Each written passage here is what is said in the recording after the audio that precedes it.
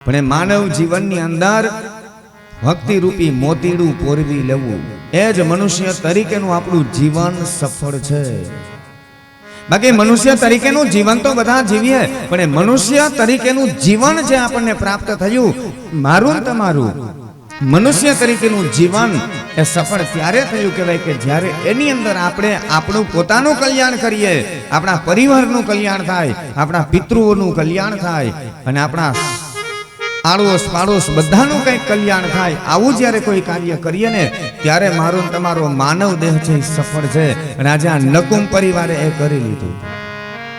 અમારા બધા નારાયણભાઈ જગદીશભાઈ ના બધા પરિવારે આ બધું આ કાર્ય કરી લીધું હશે। પોતાનો તો ઉદ્ધાર થયો, પોતાની 71 પેઢીનો ઉદ્ધાર થયો, આવનારી પેઢીઓનો પણ ઉદ્ધાર કરી દીધો। અને સાહેબ તમે જે સદકર્મ કરો એનું પુણ્ય તમને મળે છે, તમારા પિતૃઓને મળે અને તમારી આવનારી પેઢીને પણ એનું ફળ મળે મળે ને મળે। કરેલું કર્મ ક્યારેય નિષ્ફળ ન જાય। તમે સદકર્મ કરો તોય ભગવાને એનું ફળ આપવું પડે, અને ખોટું કરીએ ને તો પણ યાદ રાખજો એનું પરિણામ માણસે ભોગવવાની તૈયારી રાખવી પડે। કર્મ જે કરીએ કર્મનું ફળ માણસે ભોગવવું પડે।